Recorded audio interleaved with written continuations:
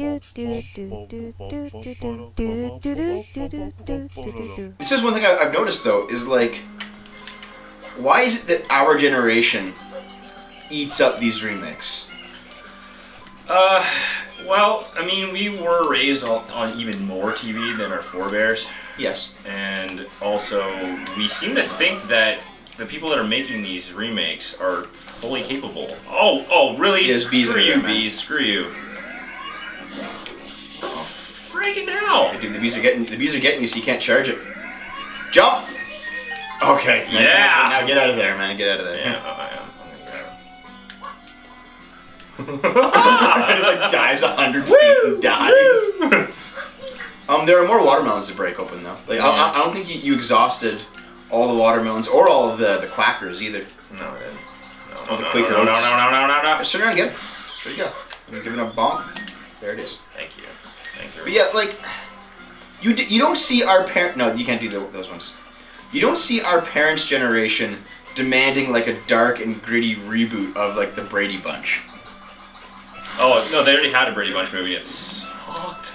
No, but what I mean is dark and gritty. Yeah. Like think about it.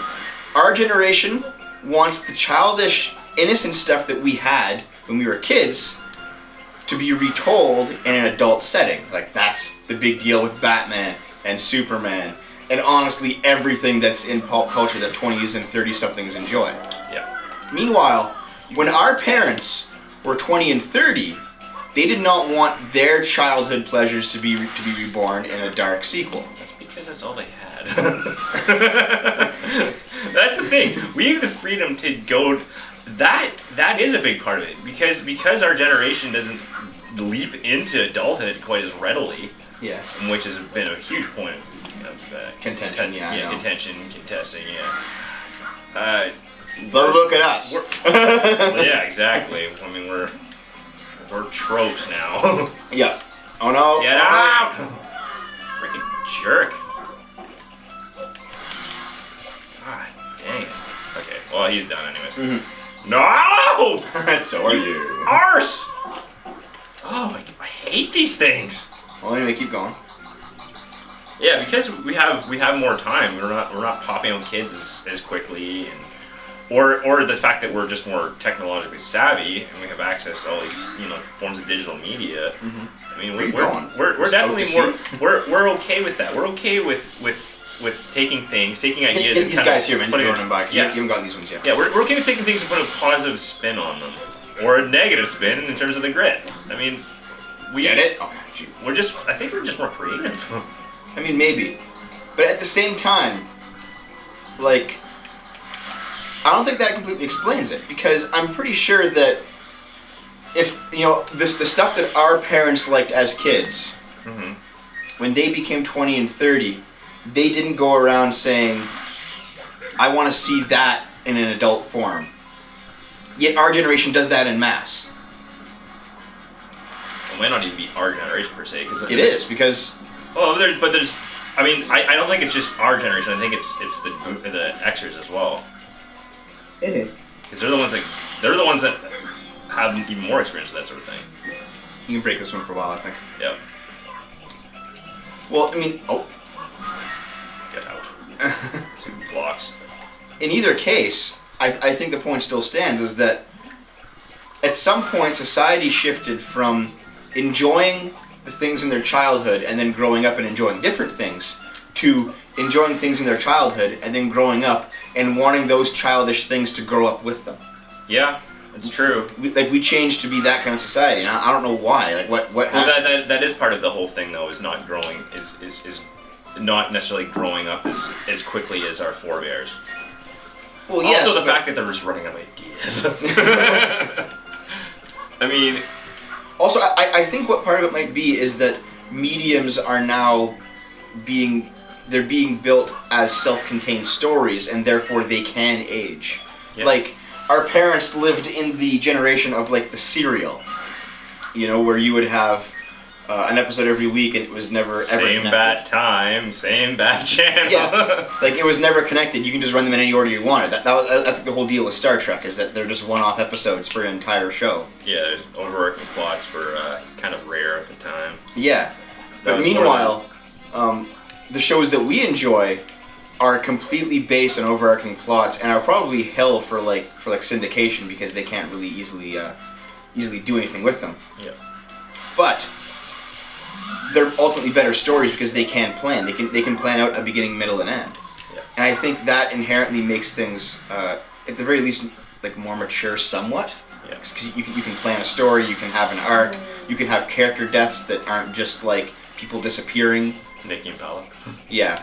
You can actually do things that make sense, you know? Yep. So, in terms of where this fits in with this conversation is I think what ultimately happens is that people are taking those old serials that were childish in nature because they were serials partially, and they're being like, you know what? Let's deconstruct it in a sense. Let's go. What would this character do if it wasn't just like an episode per day type situation, but they had to live this life? And that usually makes things generally more realistic. Yeah. And somewhat darker, just as a general rule of thumb, it does make it darker because usually realism is inherently darker than a cartoon show. Yeah. It's true. It's definitely adding more structural complexity to it.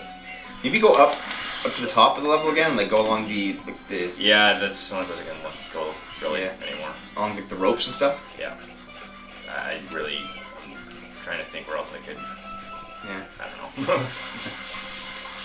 Give me. Yeah, it's a thing. A lot of I mean, I've done that where I sat down with friends and I've just I've jokingly talked about theories about what characters could be like if they weren't constrained by having to make a PG-13 rating. Yeah. Or or if they were in a different era, or just if they had crossovers, all these kind of all these nerdy quirky talks. pop culture things, these all these abstract concepts that kind of come naturally to at least the moderate pop culture nerd. Mm-hmm. And it just kind of expands from there. Some people just have the ambition that they just go with it. Yeah. I mean, like another sense is like I told you this before off show. Oh, there you go. Yeah, there's a whole bunch over there. I told you this, and there's some down there too, I think. No, Dave. No, Dave. You're done. Oh, so close. I was so close. Mm-hmm. That's fine though, because I can just go. I'll just charge boost, over here. I'll boost it up, and I'll just. Yeah. I told you this before off show. I personally think that DS9, Deep Space Nine, Star Trek, is, the 90s Game of Thrones. Yeah. And how, they had to meet, the expectations of being a show in the 90s. They had to meet the expectations of, being on network television and censors and all that stuff and still having, a somewhat kid-friendly show. But the themes that they tackle and the episodes that they do and the overarching storylines, if you took DS9 and gave it Game of Thrones' budget and put it on HBO, it would probably be the best sci-fi franchise show ever made. Yeah. Oh my God, Dave! Don't you dare! Don't you? Oh wow! It looked like you went through it. It looked like you failed it. Well, obviously. Yes. No. Oh. You're on the platform. There you go. That's really kind of ghetto. There you go. That's basically what I mean. It had that quality of writing, and you could see that, the mastery through the censorship, basically. If that makes sense. Yeah. I get it. Oh no, Dave. Oh no, Dave. Oh no, Dave. Be it. Be. There you go.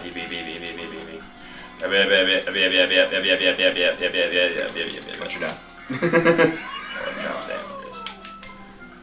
When are they gonna make? Oh no! I was gonna say when they make G.I. Joe. I was like, wait a minute, they made 2 movies and they were really not that good. Yeah, I know. But still, that show is probably the best example of what I'm talking about. Is if anything could do a really great reboot, it would be DS9. Yeah. You're just rocking there in time with the jumps. Yeah.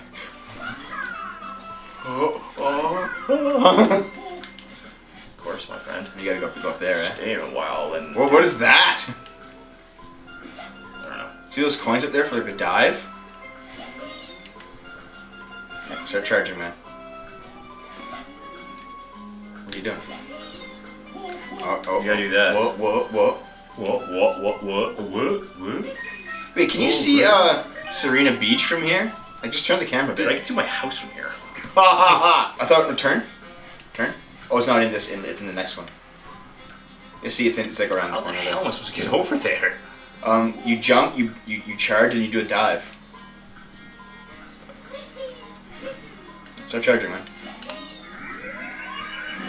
Oops. Yeah, you can't unleash it on while you're standing in the thing. See, you can't unleash it while you're standing in the thing. Forward. Oh, no. Wow, you just dived. Whoa, wow. And you're in the shallows. Oh, zoned. Wow. It was the last coins left though, so you gotta get that. No, you have to go all the way back up. Here's a be it. Remakes could be great. Oh god. They're God! Remakes could be great. They're often not, and I'm just kind of disappointed by it. Because I mean, I fully admit to being one of those people that enjoys a good remake. Yeah, you know? of course. You know, and like Fuck off. I did enjoy. I did Finally enjoy scored. Abrams's Star Trek reboot. No, of course, that was fantastic. Just Yeah. like it's going to be. Oh man, okay. Here's the thing though. Come on, Mario! Come on. Dude, you keep jumping into the wall. Like he's not even turning around. Like what are you doing? Oh my god, dude. Whoa. Oh my god, He's dude. getting squirrelier. No, you're not. You're getting here. Give me. I'll do it, dude. I'll do it. I don't care. I'll do it in one shot and then I'll laugh. No, I don't want you to laugh. I want you to die. No, Mr. Bond. There you go. There's another one. Like when they like every Bond is like a reboot basically, for the most part. Nice, dude. You didn't even B it.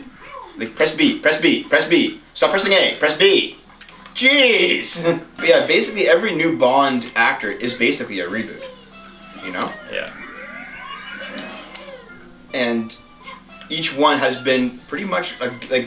There's never been a bad Bond, you know? Lazenby. I don't think so. Lazenby. I don't think he was. He was pretty bad. I don't think he was at all. I think he was pretty freaking bad. I think he was different, but I don't think he was bad. No, he had no acting experience at all. He was very, very bad. I disagree. Oh, that's you and no one else. I still think Brosnan's probably my favorite. Oh wow! Oh wow! Oh my god! Well, press the button, dude. Get the angle right. Oh. Oh no! Oh. Dude, that was awesome. I think that might have to be what that might have to be what I have to do. Here, I'm gonna try something. Because that seemed like it was the right amount of centrifugal force. I poached it. Well, that's just kind of normal for this house. I know you've taken over. I guess we're getting our gritty reboot. Yeah, where Dio just gets it right. Oh, look, there's a blue. How can we miss the blue coin? Because you didn't have me rebooting the level. Shut up. There we are. Dev, what if the shine was with those coins? Way up there. No! You want to get it? Yes. No, it's my honor. Screw you. Give it. I'm gonna do it. No. Save file deleted. I got 96 of those coins, man. So you want to do it now? You think you're worth it? I am the glory. The glory shone around. All right. Well, next episode we're gonna do the next level. What's next level? What's after Gelato? Is it Serena Beach? No, it's Pinna Park. Pinna Park, yeah. Well, maybe next episode we'll do Pinna Park.